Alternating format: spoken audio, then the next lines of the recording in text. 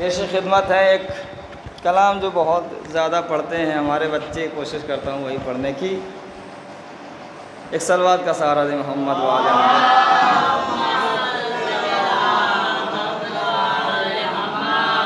कि जो लोग हुर्क़े मुक़द्दर से प्यार करते हैं, बहुत खा देखिएगा कि जो लोग हुर्क़े मुक़द्दर से प्यार करते हैं वो फैसले भी सदा शाहकार करते हैं। जो लोग हुर्क़े मुक़द्दर से प्यार करते हैं वो फैसले भी सदा शाहकार करते हैं। तो अजीब इश्क है दुनिया में तेरे मातमदार लहू बहाते हैं, छुरियों से प्यार करते हैं। अजीब इश्क है दुनिया में तेरे मातमदार, जो लोग हुर्क़े मुक़द्दर से प्यार करते हैं वो फैसले भी सदा शाहकार करते हैं। अजीब इश्क है दुनिया में तेरे मातमदार लहू बहाते हैं, छुरियों से प्यार करते हैं। तो यही सिखाया था, मौलाना देखिएगा, यही सिखाया था मरहब की माँ ने मरहब को, अली से लड़ते नहीं होशियार करते हैं।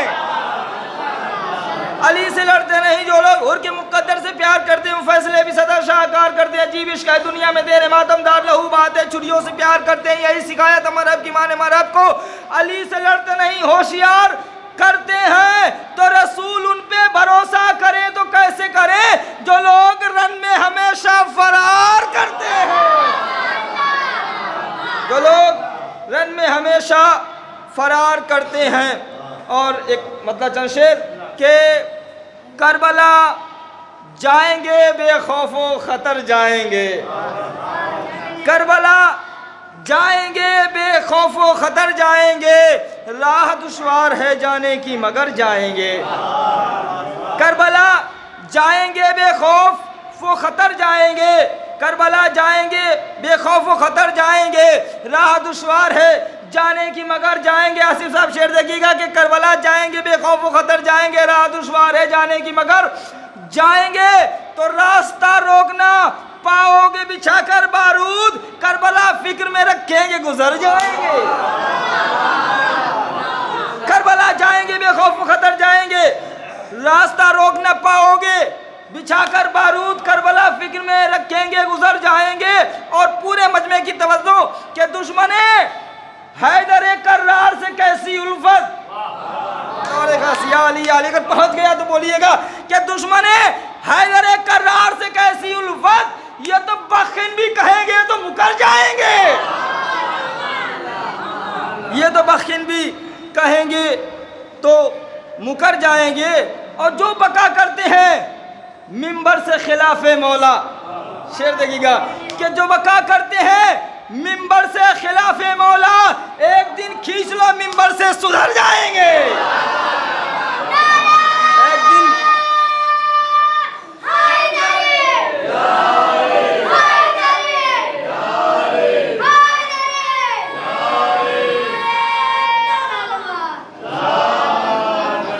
जो बका करते हैं मिंबर से खिलाफे मौला, एक दिन खींच लो मिंबर से सुधर जाएंगे।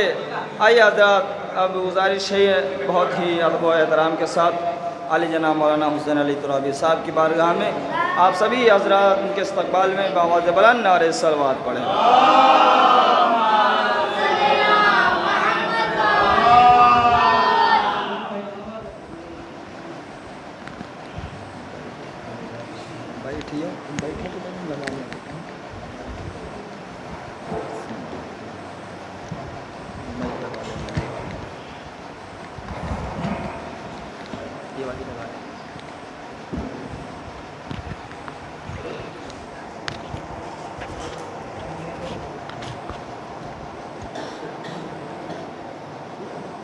रहमल्लाहु मन क़रअ सूरतुल फ़ातिहा।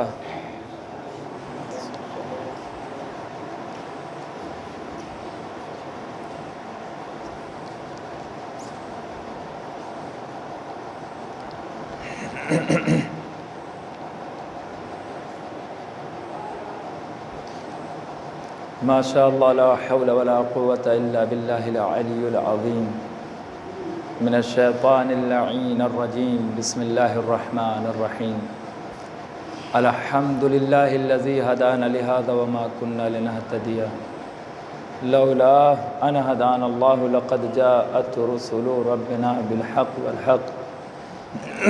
अस्सलातु वस्सलाम व तहिय्यतु वल इकराम व अला सय्यदि अस्लिम व फिल वजूद सिर्रल्लाहि फ़ी कुल्लि मौजूद नुक़्तते दाइरतिल वजूद मौलाना व हुवल मौला सक़लैन जद्दिल हसन वल हुसैन अबिल क़ासिम मुहम्मद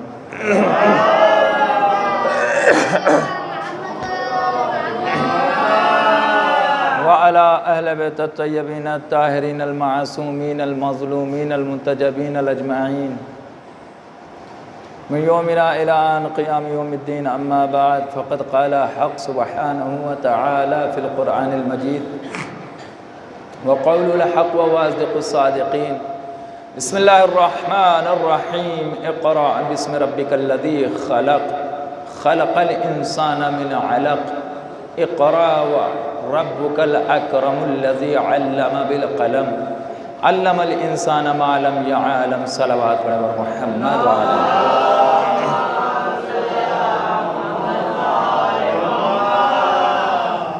मौज़िज़ सामीन, गुजारिश है कि एक मरतबा बुलंद तरीन सलवात पेश करें।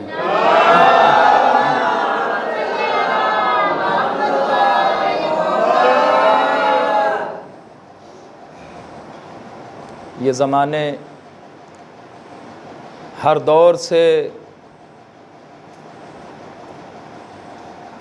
उस बात के ख़िलाफ़ हैं कि जो हक़ कही जाए। 1400 साल गुज़र चुके हैं आज, लेकिन 1400 साल में 14 करोड़ से ज़्यादा ऐसे इंसान उभर के सामने आए हैं कि जो अपनी मूकी खाते हैं, जो अहले बैत के मुकाबिल में आते हैं। ज़माना हर दौर में बदला।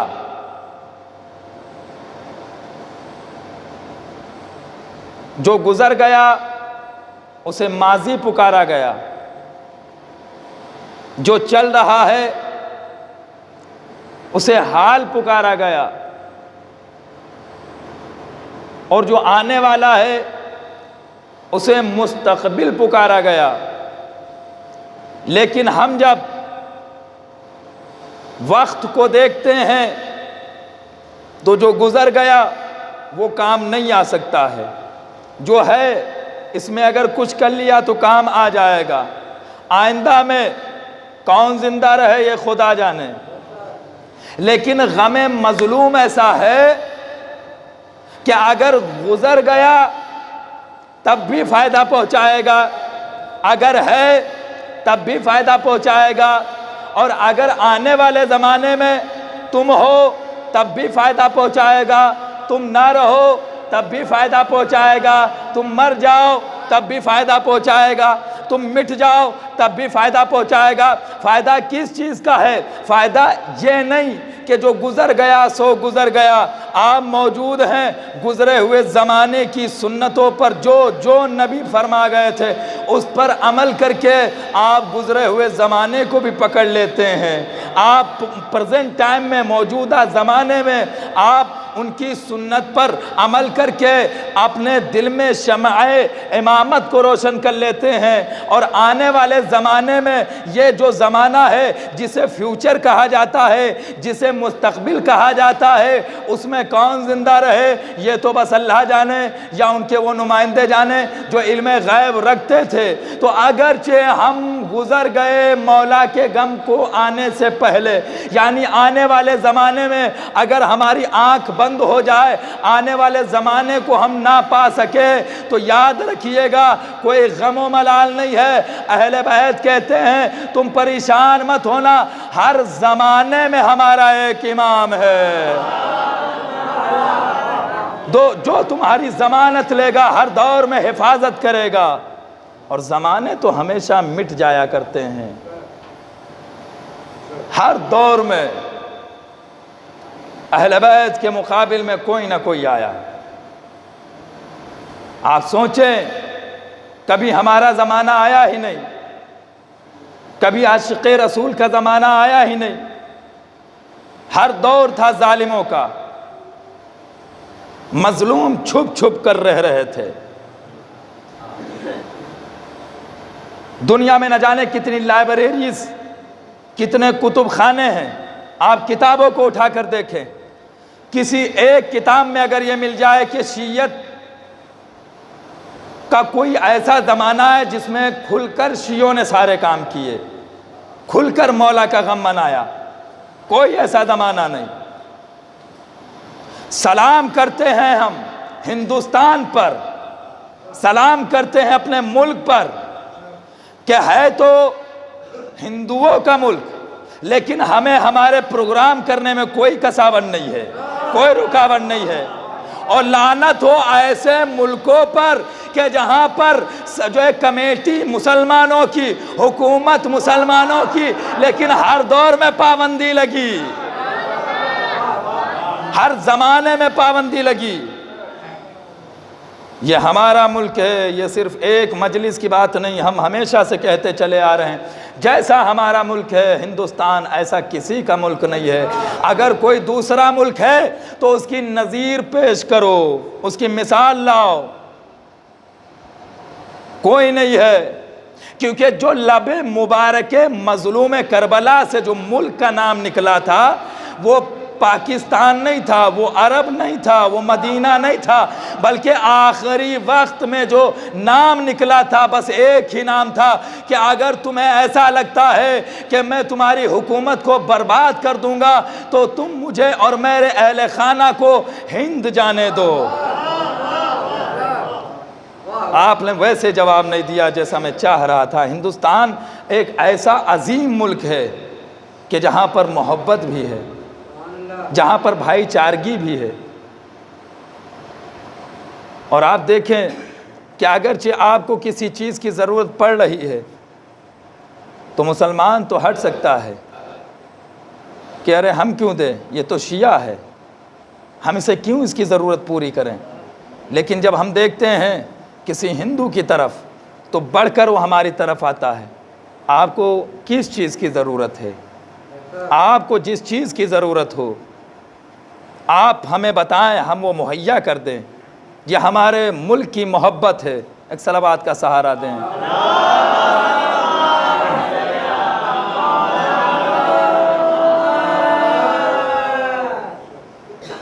ये मशीनों का भी जो है अलग ज़माना है।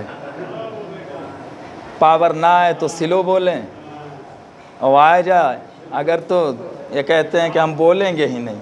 आप देख रहे हैं कि ज़माना भी बदलता रहता है, इनकी भी क़ुव्वत बर्दाश्त जो है वो बदल रही है। मसला ये है कि कल ये रो रही थी कि हमें पावर नहीं दे रहे हैं, आज ये कह रहे हैं कि हमें ज़्यादा ही कुछ दे दिया है। तो अब क्या किया जाए? हर ज़माने का अलग अलग मसला है, हर शे का अलग मसला है। तो इसीलिए तो कहा जाता है कि इन तमाम चीज़ों पर जो दुनिया में बनी है उन पर भरोसा ना करो, लेकिन मुसलमानों ने कहा कि हम उस पर भरोसा करेंगे जो हमारे सामने बनी है। अल्लाह ने कहा यही तो तुम्हारी सबसे बड़ी बेवकूफ़ी है, अगर दुनिया में बनी है तो दुनिया में ही ख़त्म हो जाएगी, अगर अल्लाह के वहाँ बनी है तो अल्लाह के वहाँ ख़त्म होगी। खलीफा बना था अल्लाह के वहाँ तो ख़त्म अल्लाह के वहाँ होगा, दुनिया में नहीं।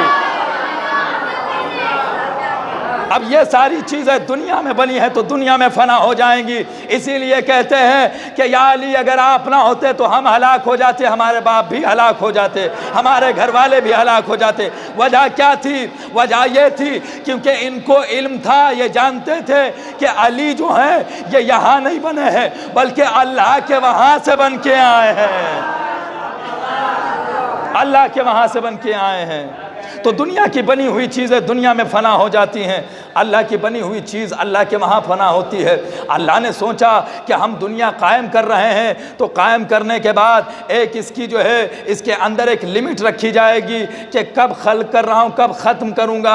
अब इस ख़त्म और खिलकत और ख़त्म होने के दरमियान को उसने जब देखा तो कहा भाई ज़माना ज़्यादा तवील नज़र आ रहा है लेकिन नबियों की लिस्ट बड़ी छोटी नज़र आ रही है। तो उसने चाहा कि एक नबी को ऐसा नबी पैदा करे कि जो ज़माने पे भी काबिज हो जाए, जो आने वाले वक्त पर भी काबिज हो जाए। तो अल्लाह ने कहा कि हम आधा ज़माना ऐसा आएगा जिसमें नबियों के ऊपर नबी भेज देंगे, लेकिन एक दौर ऐसा आएगा कि आखिरी नबी होगा, तमाम नबियों का सरदार होगा। 1400 साल गुजर जाएंगे तब भी वो नबी रहेगा, आने वाले ज़माने में भी नबी रहेगा, गुजरे ज़माने भी जो है नबी रहेगा, हर ज़माने में जो है वो नबी रहेगा। नबी इस कदर तक रहेगा कि जब तक क़यामत नहीं आएगी वो तब तक नबी रहेगा। तो ये सारी चीज़ें जब दुनिया ने मुशाहिदा की तो एक मसला दरपेश आया कि खुदाया नबी आए थे कब, ज़माना चलेगा कब तक। तो अल्लाह ने कहा परेशान ना हो,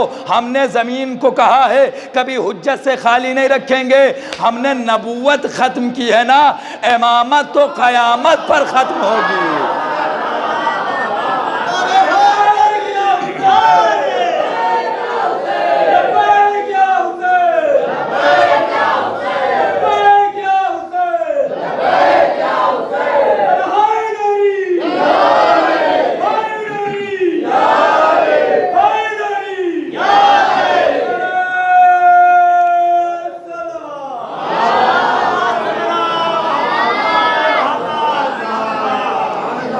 आप सोचे कि सिमरापुर के मोमिनीन ने कितनी बुलंद आवाज़ में नारा लगाया।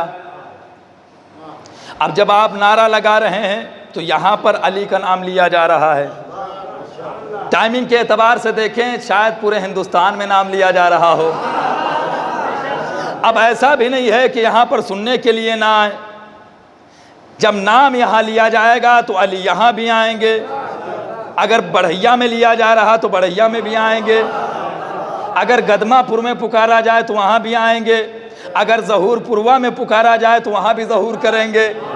जिस जगह पर नामे अली लिया जाएगा वहाँ हर मुकाम पर अली पहुँचेंगे। मौलाना यह कैसे मुमकिन है एक अली 1000 मुकाम पर पहुँचे? तो मेरे सवाल का जवाब ये दे दो कि अगर एक मुकाम पर जो है एक अली 1000 मुकाम पर नहीं पहुँच सकते हैं तो फिर एक शैतान पूरे हिंदुस्तान को कैसे?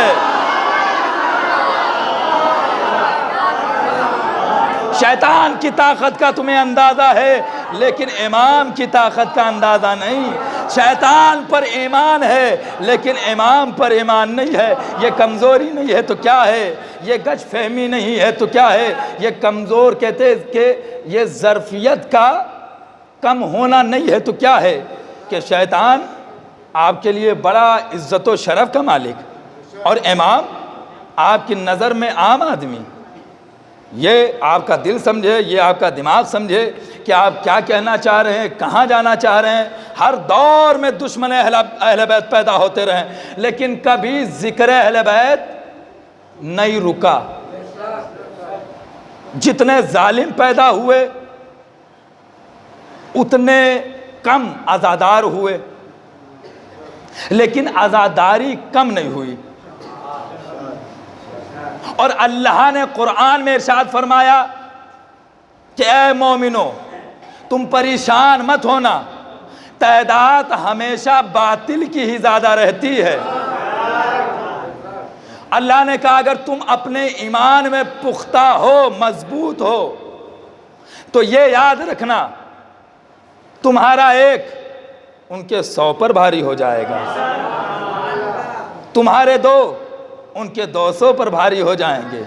हमने जब इस्लाम की जंग देखी तो मुसलमान 313 नजर आए, और बातिल जो थे वो कहीं पर 5000 हैं, कहीं 10,000 हैं, कहीं 12,000 हैं, कहीं 6,000, यानी तादाद बढ़ती जा रही है। लेकिन हक के तालिब जैसे उनकी तादाद बढ़ रही है, वैसे एक एक करके ये समंदर बन रहा है। यूँ कहा जाए कतरा कतरा करके समंदर बन रहा है। आखिरकार जब एक ऐसी जंग का नाम आया कि जिसे जंगे ओहद के नाम से मंसूब किया गया, अगर मेरा साथ दे तो मैं पढ़ दूँ थोड़ा सा, बेदार हो जाए। ये जवान वैसे दाद नहीं देते हैं जैसे दाद देनी चाहिए।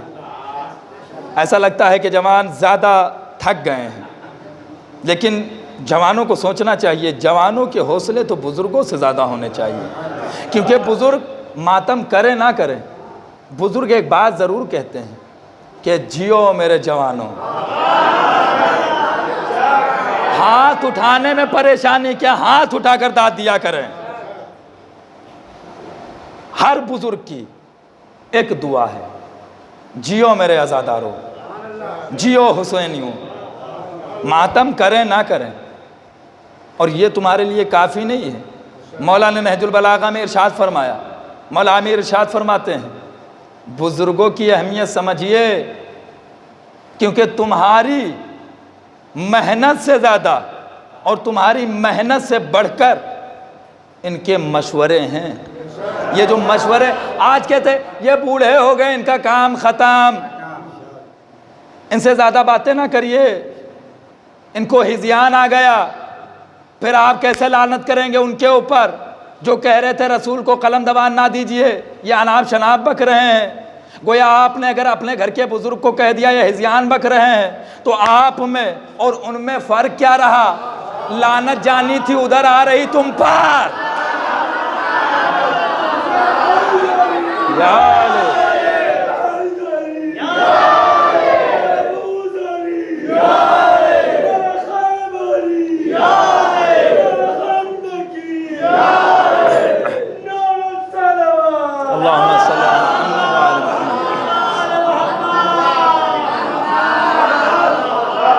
बुजुर्गों का काम खत्म, अब उनका कोई काम नहीं बचा। ज़रा उन घरों में झांक कर देखिए जिनमें कोई बुजुर्ग नहीं है। 4 भाई हैं, चारों अलग, 5 भाई पांचों अलग, और यहाँ पर अगर एक बुजुर्ग हो तो मालूम क्या कहेगा, बेटा अलग रहना है रहो, लेकिन एक चीज़ याद रखना, अगर कभी तुम्हारी ज़रूरत पड़े तुम चारों भाइयों में, तो इख्तलाफ ना करना, एक दूसरे के काम आना। अब यहाँ पर बुजुर्ग नहीं है, बुजुर्ग गया, ना माँ बची ना बाप बचा, बची कौन? सिर्फ बीबी। तो अब चाहे चूमिए चाहे चाटिए, बची है बीबी। काम मालूम क्या करना शुरू किया? भैया की बात में ना जाना, भैया बस खर्चा करवाते हैं, और वो छोटे वाले काम काज तो करते नहीं हैं, और जब देखो तब तुम उन्हें पैसा दिया करते हो। यह हर घर की कहानी है, कोई कहने में ना शर्माए। आपको बताएं ये होता है, बुजुर्ग किसे कहते हैं? बुजुर्ग पूरे घर को लेकर चलता है। आपको बुजुर्ग की अहमियत बताऊं, अगर कह दूंगा तो हो सकता है कि बर्दाश्त ना कर सके। मैं फजीलत बयान करने लगा हूं एक बुजुर्ग शख्स के ऊपर कि बुजुर्ग है क्या? जो जवान बुजुर्गों की इज्जत नहीं करते हैं वो तौबा करें, अल्लाह से तौबा करें, इमाम से तौबा करें। रसूल इरशाद फरमाते हैं कि एक घर का बुजुर्ग शख्स एक उम्मत के नबी के जैसा है। आप सोचे, वो आज जैसे बाप की दाढ़ी सफ़ेद हुई वैसे बेटे का चेहरा लाल हुआ। समझ रहे हैं कि आप जो हम काम करते हैं उसमें रुकावट पैदा कर देते हैं।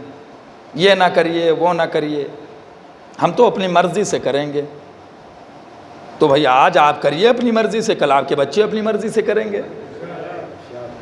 क्योंकि जो अपने बाप की नहीं मानता है कभी बाप तो बनेगा?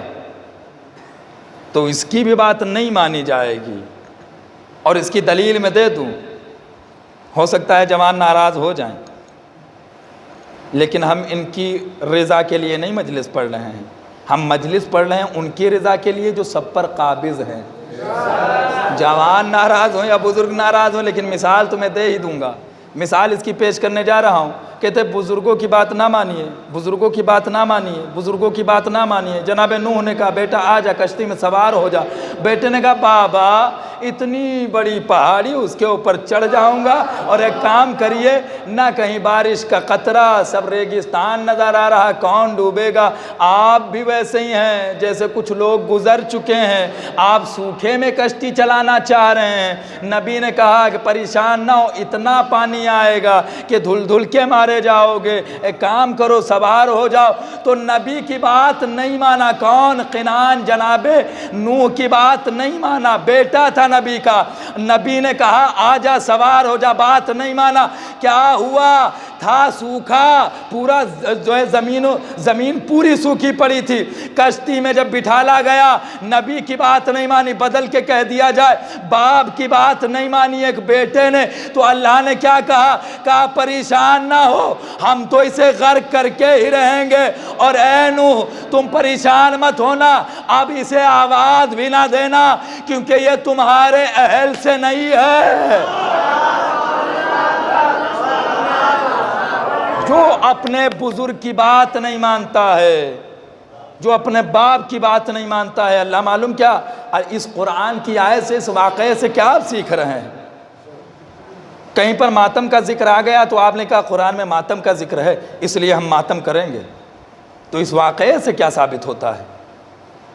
इस वाक़े से यही साबित होता है कि अगर आप अपने बाप के बुलाने पे ना जाएं तो आपकी मिसाल उस डूबने वाले के जैसी है।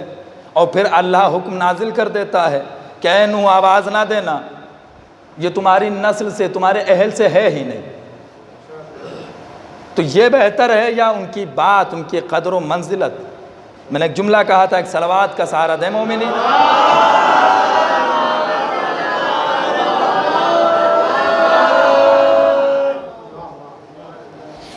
मजलिसों में इस कदर ताख़ीर में लोग आते हैं कि हम जिसको बयान ही नहीं कर सकते हैं। जैसे जैसे दिन गुजरते जाते हैं वैसे वैसे पब्लिक गुजरती जाती है। ये क्या है? अयाम अज़ा ख़त्म होने पे तो आंसू ज़्यादा निकलना शुरू होते हैं और आप अपने अश्कों को बचाने के लिए घर में बैठ जाते हैं। ये सब गलत है बिल्कुल। 5 आ गए, 10 आ गए, वो पेशखानी कर रहे हैं, वो कर लें, ये मरसिया पढ़ लें, उसके बाद में आखिर में पहुँचेंगे। मौलाना भी आधी पढ़ डालते हैं तब आते हैं। तो हमारी गुजारिश है कि ऐसे जहमत ना गवारा करें, आप अपने घर बैठे रहें, हम खुद हिस्सा लेकर आपके घर आ जाएंगे। मैं क्या फ़ायदा, आप जहमत करेंगे, माइक लगा हुआ, हारन लगा हुआ, आवाज़ तो पहुँच ही रही बात हिस्से की तो हम अपना भी हिस्सा लाकर आपको दे देंगे, क्योंकि मजलिस मौलाना जो पढ़ रहे हैं वो किसी काम का ही नहीं है। सबसे बेकार बातें यहाँ मौलाना ही करते हैं, जिनकी सुनने के लिए किसी के पास फुर्सत नहीं, और जो बेकार होती हैं वो सबसे अच्छी हैं, उनको सुनने के लिए 24 घंटा आपके पास वक्त है। ये कौन सा तरीक़ा है? ये किसका तरीक़ा है? ये कोई फजीलत नहीं है, ये बीमारी है। और ये जब लग जाती है तो ये कहाँ लेकर जाती है आप खुद बेहतर समझ सकते हैं, जुमला कहने की ज़रूरत नहीं है। मैंने एक जुमला कहा कि ओहद के मुकाम पर, इधर जंग ओहद का आगाज़ हुआ और एक ऐसा शख्स कि जिसको पुकारा गया है गसीलुल मलाइका, नाम सुना होगा, नहीं सुना है तो सुन लेंगे इंशाअल्लाह। गसीलुल मलाइका, एक सलवात पढ़ें। बच्चे कहाँ सब लोग जा रहे हैं?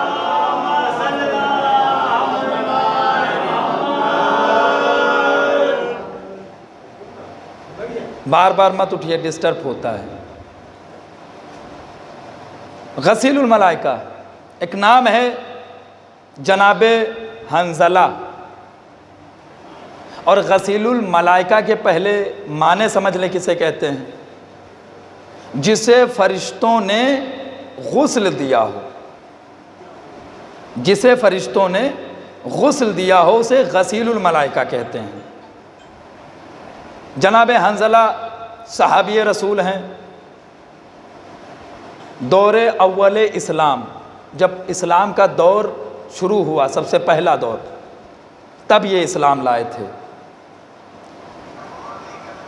और जब इन्हें ख़बर मिली कि जनाब सरकार दो आलम जंगे ओहद में तशरीफ़ ले जा चुके हैं, तो नबी ने इनको नहीं बुलाया कि आप आइए हमारे साथ, क्योंकि ये नए नए दूल्हा बने थे और एक शब इनकी गुज़री थी, यानी एक रात गुज़री, उसके सुबह में जंग थी। जनाब हंजला को जब ख़बर मिली कि नबी अकरम जंग के लिए जा चुके हैं, तो बड़ा परेशान हुए, बड़ा शर्मिंदा हुए कि हमारे आका जंग के लिए चले गए और हम जंग के लिए ना जा सके। इन्होंने जैसे कि तैसे जो लिबास था वो पहन लिया, ज़ेब तन किया और तलवार बीबी से तलब की और जंग के लिए निकल पड़े। आप एक चीज़ जो है अपने जहन में रखिएगा कि एक रात का दूल्हा है ये, एक रात का दूल्हा। बेदार होकर इंशाअल्लाह सुनेंगे, लुत्फ़ आएगा। एक रात का दूल्हा। जब जनाबे हंजला अपने घर से बरामद हुए तो बीबी ने कहा रुक जाइए। 4 अंसार को बुलाया गया, यानी 4 अंसारी बुलाए गए।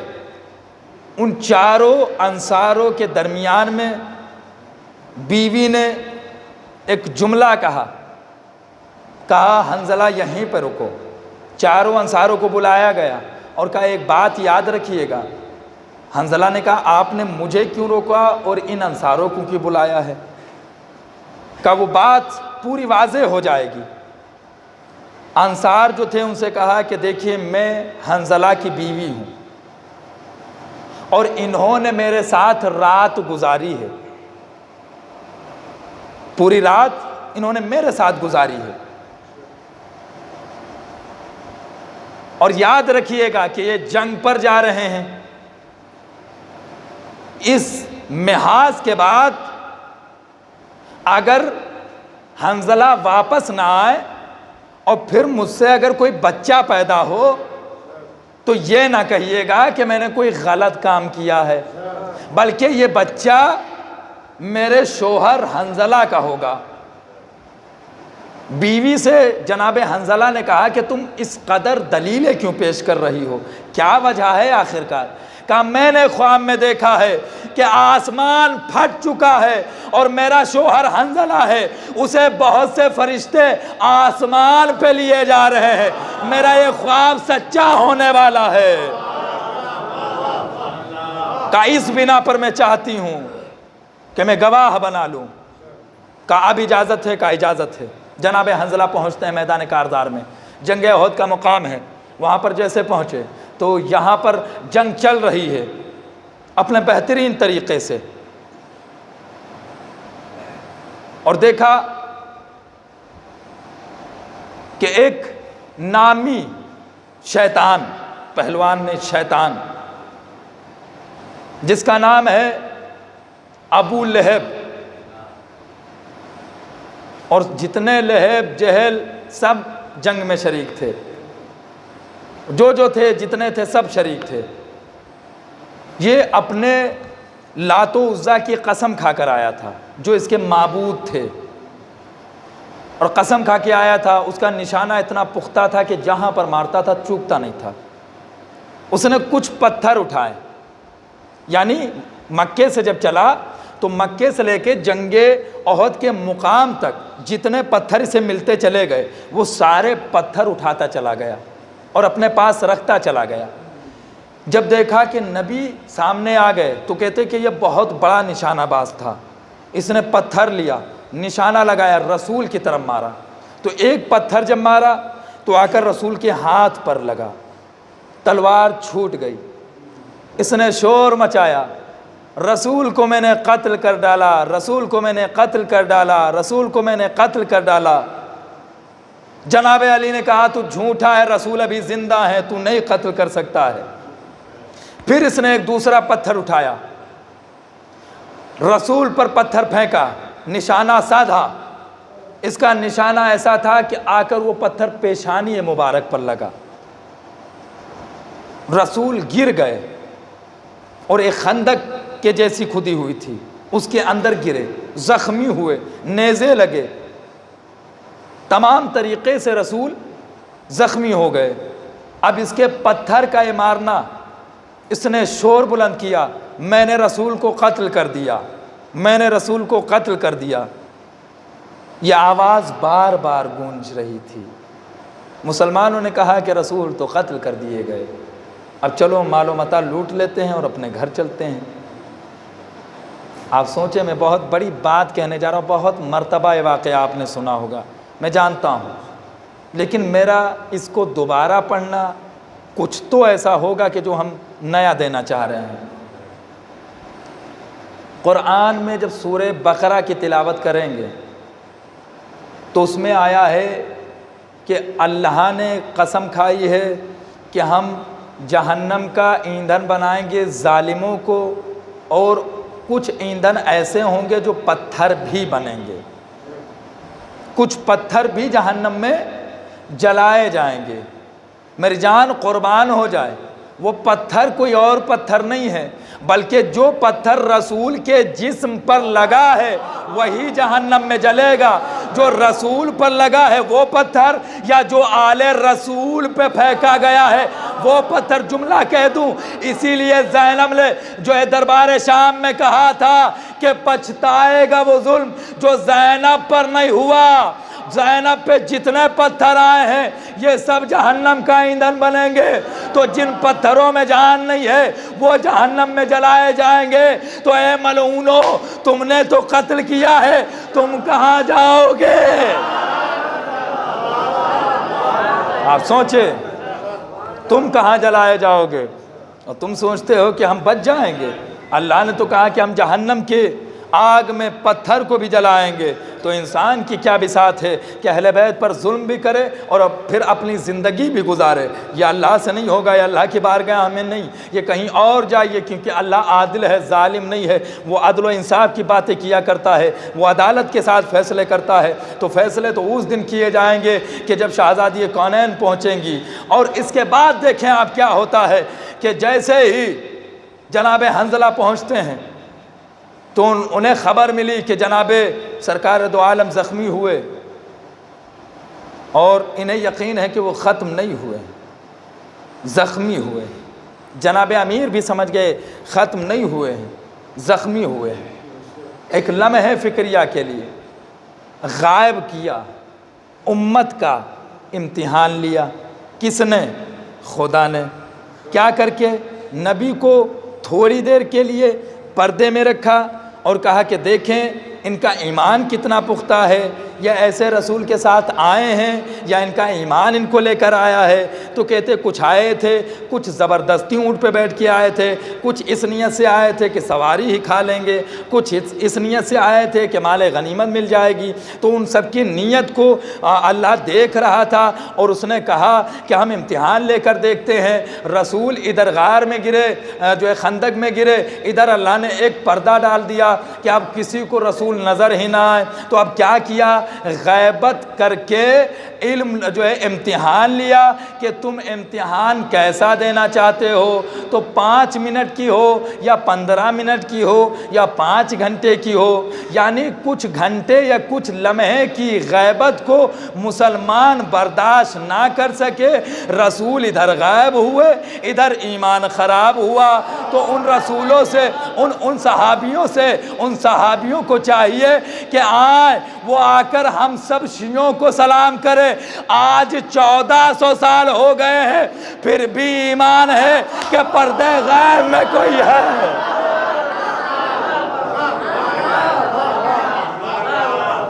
आज 1400 साल हो गए हैं, लेकिन फिर भी ईमान है कि पर्दे गैब में कोई है जो हिदायत कर रहा है। तुमसे तो 5 घंटा अपना ईमान संभाला ना गया।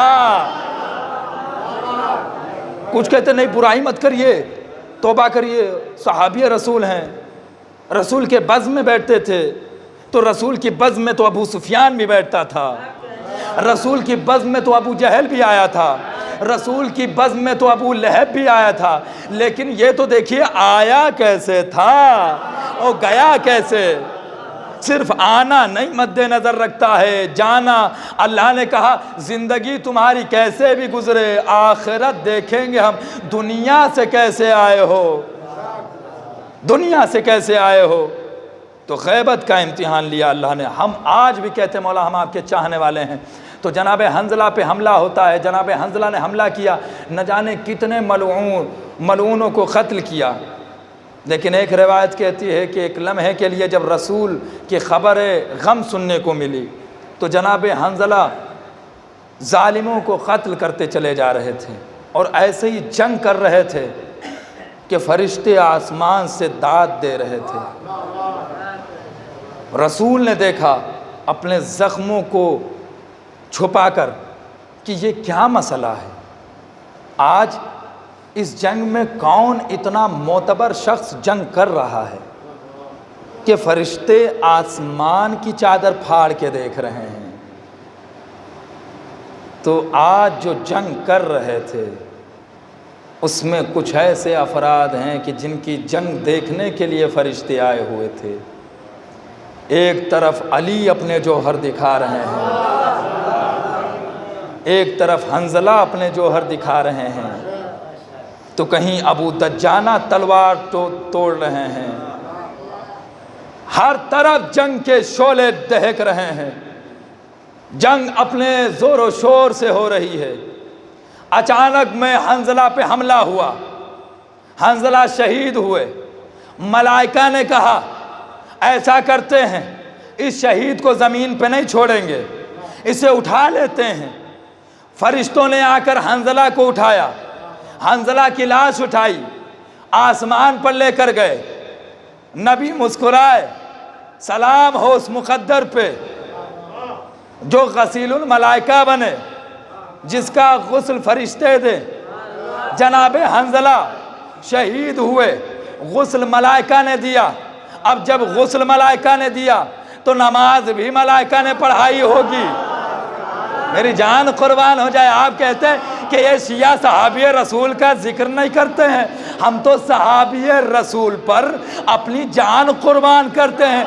कोई ऐसा सहाबी आए तो कि जिस पे जान कुर्बान की जाए।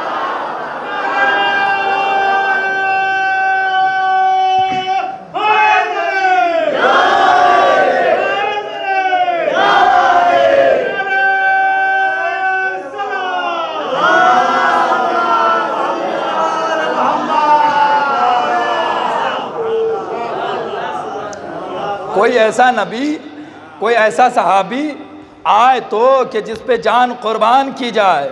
हम बने बनाओं को नहीं मानते हैं, हमने इसीलिए तो हमारी लड़ाई 1400 साल से चल रही है और 1400 साल तक और नहीं सही, हम करते रहेंगे। क्योंकि अगर कोई सहाबी ऐसा है जो कुरान में मोतबर, रसूल की नज़र में मोतबर, अली की नज़र में मोतबर, उसे लेकर आओ, हम मानेंगे। जो ना अली की नज़र में मोतबर हम क्यों माने, जो ना नबी की नज़र में मोतबर हम क्यों माने, जो ना इमाम की नज़र में मोतबर हम क्यों माने, और सबसे बड़ी बात कह दूं, जो खुदा की नज़र में ही मोतबर नहीं तो हम क्यों माने। भाई ये कौन है जिन्हें फरिश्ते गुस्ल दे रहे हैं, ये कौन है? ये हमारे पट्टीदार तो हैं नहीं, ये हमारे रिश्तेदार तो हैं नहीं, आप समझ रहे हैं? ये कौन है? ये सहाबी रसूल हैं। रज़ी अल्लाह ना कहिएगा, अलैहिस्सलाम कहिए। आपको पता चला रज़ी अल्लाह कब बनते हैं, अलैहिस्सलाम कब बनते हैं? दुनिया वालों की फैक्ट्री जब चालू की जाती तो उसमें रज़ी अल्लाह का स्टिकर चिपकाया जाता है। नबी और रसूल और इमाम की जो फैक्ट्री है ना, उसमें से जब कोई चीज़ इशू होती है, जो प्रोडक्ट बनके ज़माने में आता है, तो उसके ऊपर जो स्टिकर लगाया जाता है वो अलैहिस्सलाम का लगाया जाता है। ब्रांडेड चीज़ की यही पहचान है, ये लोकल नहीं है, ये कंपनी का है, गारंटी के साथ। इसमें का प्रोडक्ट पूरी दुनिया में नहीं मिलेगा। तो इसीलिए तो एक इधर जो है रसूल ने अलैहिस्सलाम बनाया, एक हुसैन ने अलैहिस्सलाम बनाया। आप देखें, मुक़द्दर का मुकाबला करें, मुक़द्दर का मुकाबला करें। तो फिर आइए कर लेते हैं मुक़द्दर का मुकाबला। गुस्ल तो फरिश्तों ने दिया है, गुस्ल तो फरिश्तों ने दिया है, लेकिन हुर का मुक़द्दर और हंज़ला का मुक़द्दर, बेदार रहे, मैं कुछ कहने लगा हूँ। हुर का मुक़द्दर और हंज़ला का मुक़द्दर, क्योंकि खुद इमाम मासूम ने फरमाया, खुदाया ऐ मेरे नाना नबी, ऐ मेरे बाबा अली, ऐ मेरे भाई हसन, सलाम हो आपकी ज़ात पर, लेकिन जैसे सहाबी हुसैन को मिले हैं किसी को नहीं मिले, जैसे सहाबी हुसैन को मिले हैं। मुक़द्दर ये है हंज़ला का कि फरिश्तों ने गुस्ल दिया। हुर का मुक़द्दर ये है कि अली भी आए, नबी भी आए, फातिमा भी आए, हसन भी आए। फातिमा ने कहा, ऐ हुसैन मेरा दिया हुआ रुमाल हुर की पेशानी में बांधो। क्या है मुक़द्दर? बदल के कह दूं, हर शहीद का कफन उसका लिबास होता है। ये बाहर बैठे हुए सुन भी रहे हैं या खामोशी का रोज़ा रखे हुए हैं? भाई आज अगर आप बाहर बैठे तो मेरे साथ इंसाफ नहीं किया, क्योंकि आज तो किसी चीज़ की कमी नहीं है। आप देखें, सलावात का सहारा दे मोमिनीन।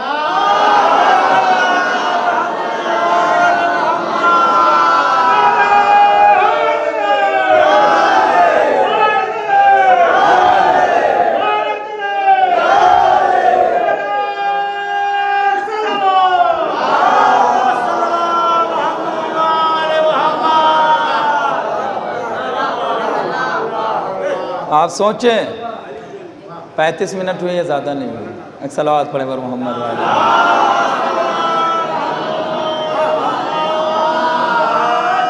हम क्या करें? आप ज़्यादा ताख़ीर में आ रहे हैं तो हम क्या करें?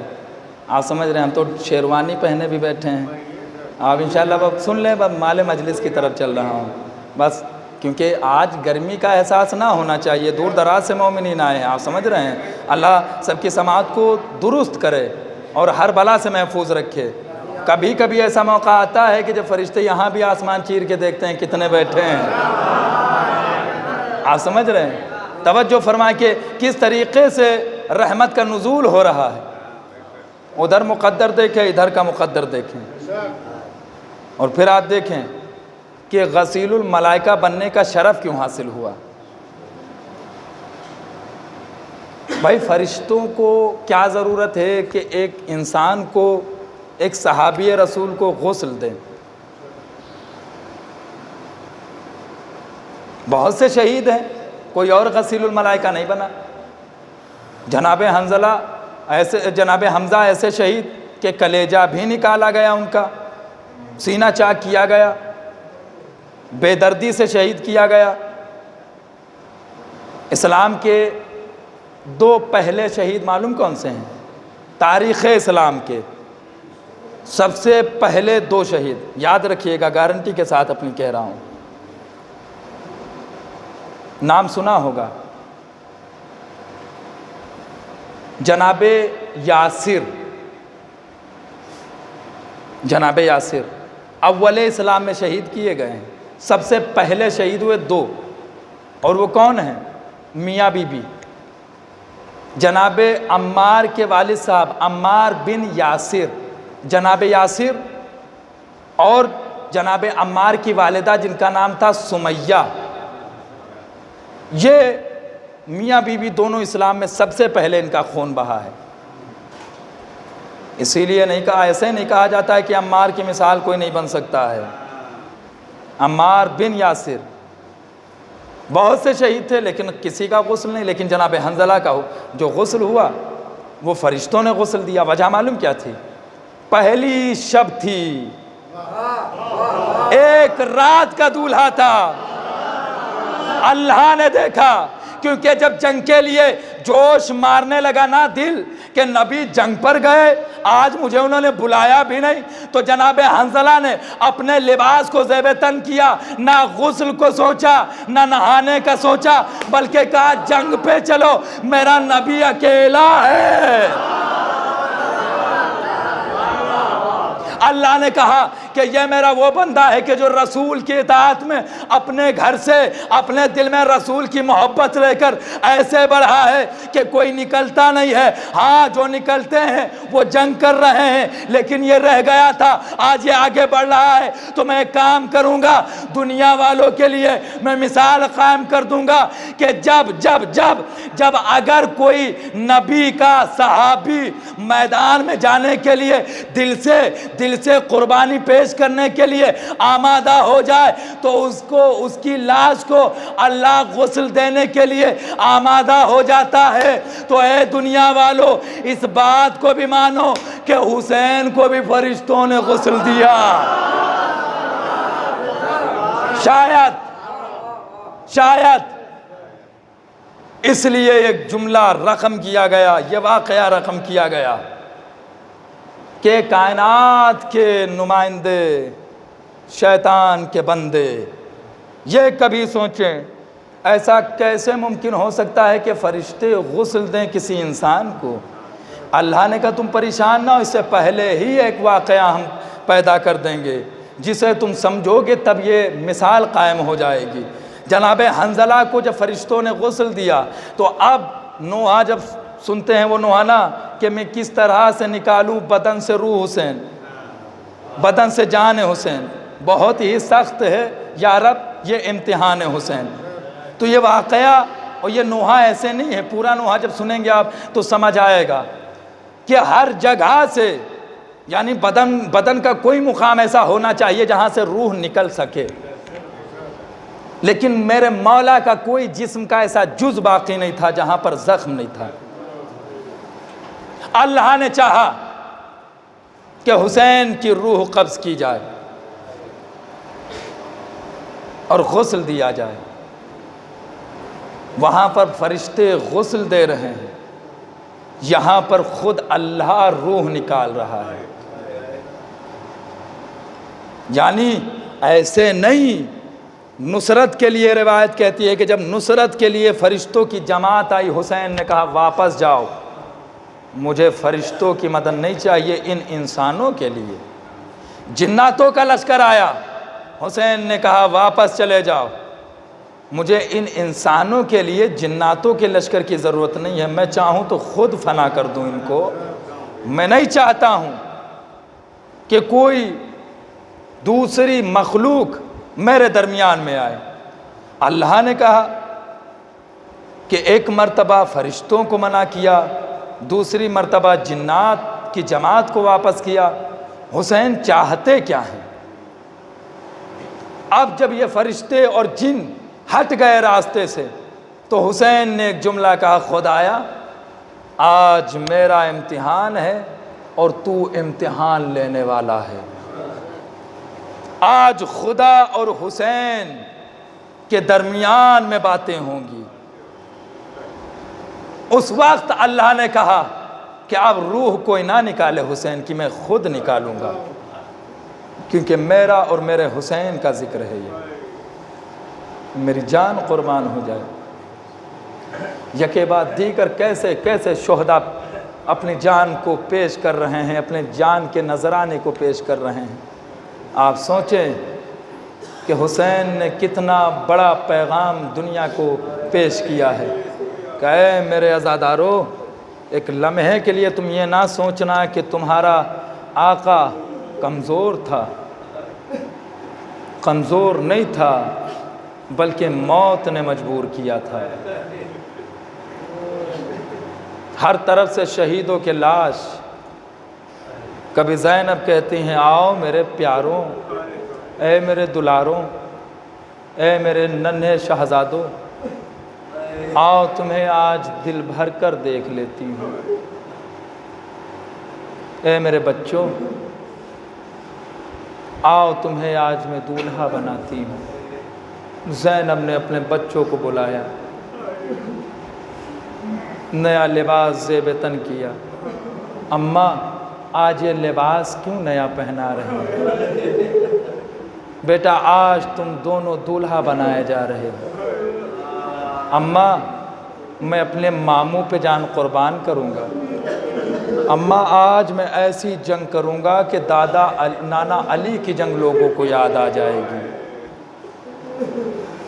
बेटा, जंग करने के लिए जब मैदान में जाना, एक चीज़ का ख्याल रखना, दोनों भाई जंग करते जाना, पानी का सवाल ना करना किसी से। अजरुकुम अल्लाह। आँखों से अश्क जारी हो गए, शोर गिरिया बुलंद हो गया। शहज़ादी आ गई हैं पुरसा लेने के लिए। आप रोने में सुस्ती ना करें। आज उन बच्चों का मातम है जिन पर ज़ैनब ने भी मातम नहीं किया था।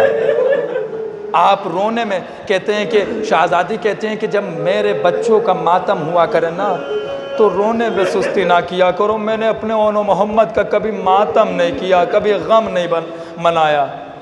ज़ैनब ने तैयार कर दिया अपने दोनों बच्चों को और एक पैगाम सुनाया है, बेटा पानी का सवाल ना करना। ओनो मोहम्मद तैयार हुए, नया लिबास पहना, जाने लगे मैदान कारज़ार में। औन कहते भैया तुम दाहिने सिमत से, मोहम्मद कहते तुम बाएं सिमत से। जंग पर ऐसा हमला करना, लश्कर पे ऐसा हमला हो कि इनको याद दिला दे कि हमारे नाना अली हैं। अजरुकुम अल्लाह। इनको याद आ जाए हम किसके नवासे हैं, हम किसकी औलाद हैं। हमला करना शुरू किया। रिवायत कहती है जब करबला के मैदान में आप जाएंगे तो आप देखेंगे हर शहीद की मज़ार अरीब करीब में बनी हुई है, लेकिन जब औन मोहम्मद की कब्रों पे नज़र डालेंगे तो अगर औन की इधर है तो न जाने कितने फासले पर मोहम्मद की कब्र है। वजह मालूम क्या है? ये जब जंग करने लगे तो जंग करते करते दोनों भाई भटक गए एक ऐसे मुकाम पर कि लश्कर ने घेरे में ले लिया। औन अलग रह गए, मोहम्मद अलग रह गए। एक भाई दूसरे भाई से ना मिल सका। अब जहां पर घेरे में आ गए वहीं पर जंग करते करते शहीद कर दिए गए। मेरी जान कुर्बान हो जाए। जब ये बच्चे अपने नन्हे नन्हे हाथों से तलवार चला रहे थे तो जंग देखने के लायक थी, लेकिन जब घोड़े से ज़मीन पे आए तब देखने के लायक नहीं था मंजर, क्योंकि कोई देख नहीं सकता। ज़ैनब के दुलारे जब ज़मीन पे आए तो एक आवाज़ दी, मामू आप आइए, मैं संभल नहीं पा रहा हूँ। मेरी जान कुर्बान हो जाए। इन बच्चों ने हुसैन को आवाज़ दी। हुसैन दौड़ते हुए आए। जब दौड़ते हुए आए तो क्या देखा? एक तरफ औन है, एक तरफ मोहम्मद है, लेकिन हारे गुर्बत हुसैन। हुसैन किस पर गिरिया करे, किस पर रोएं? कभी औन के लाशे को देखते हैं, कभी मोहम्मद के लाशे को देखते हैं, कभी आसमान की तरफ देखते हैं, ऐ नाना मदद को आ जाइए, ऐ बाबा मदद को आ जाइए, मेरे दोनों भांजे दस्ते बला में पड़े हैं, ऐ नाना मेरी मदद करिए, ऐ बाबा मेरी मदद करिए, ऐ अम्मा मेरी मदद करिए। और के लाशे को उठाया, मोहम्मद के लाशे को उठाया, गिरिया करना शुरू की, ऐ मेरे शेरों बहुत खूब जंग लड़ी। अरे लाशा जब खैमे में पहुंची, ज़ैनब ने लाशों की तरफ नहीं देखा। हुसैन ने कहा ऐ बहन अरे मातम कर ले, इतना कहना था। ज़ैनब ने कहा ऐ भैया ये दोनों बच्चे आपका सदका थे, आप पर मैंने निछावर कर दिया। ए मेरे भैया आपकी ज़िंदगी के लिए मैंने आप पर कुर्बान कर दिए अपने दोनों फर्जंद।